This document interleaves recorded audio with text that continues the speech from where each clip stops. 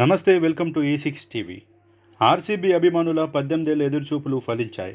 Royal Challengers Bengaluru IPL విజేతగా అవతరించింది. King Kohli కల నెరవేరింది.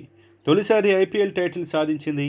అహ్మదాబాద్లోని నరేంద్ర మోదీ స్టేడియంలో జరిగిన ఐపీఎల్ ఫైనల్ మ్యాచ్లో పంజాబ్ కింగ్స్పై 7 పరుగుల తేడాతో గెలుపొందింది. దీంతో బెంగళూరు అభిమానుల ఆనందానికి అవధులు లేకుండా పోయాయి. బ్యాటర్లు, బౌలర్లు సమిష్టిగా రాణించడంతో ఆర్సీబీ ట్రోఫీ దక్కించుకుంది.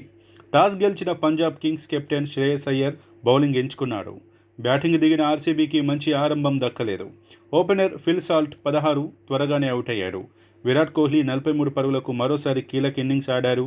బ్యాటర్లు ఎవరూ అర్ధశతకం సాధించకపోయినప్పటికీ అందరూ తమ వంతు పరుగులు చేశారు. రజత్ పాటీదార్ 26 పరుగులు, జితేష్ శర్మ 24 పరుగులు, మయాంక్ అగర్వాల్ 24 పరుగులు, లివింగ్స్టన్ 25 పరుగులు చేశారు. దీంతో రాయల్ ఛాలెంజర్స్ నిర్ణీత 20 ఓవర్లలో 9 వికెట్లు కోల్పోయి 190 పరుగులు చేసింది. పంజాబ్ బౌలర్లలో హర్షదీప్, జేమిసన్ 3 వికెట్లు తీశారు. 191 పరుగుల విజయ లక్ష్యంతో బరిలోకి దిగిన పంజాబ్కు మంచి ఆరంభం లభించింది. ప్రియాంష్ ఆర్య 24 పరుగులు, పబ్ సింహన్ 25, తొలి వికెట్కు 43 పరుగులు జోడించారు.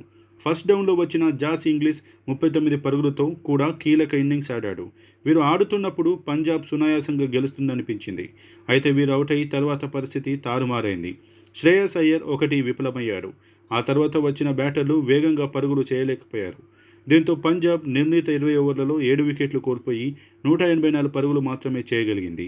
ఆర్సీబీ బౌలర్లో భువనేశ్వర్, కృణాల్ పాండ్యా 2 వికెట్లు తీశారు.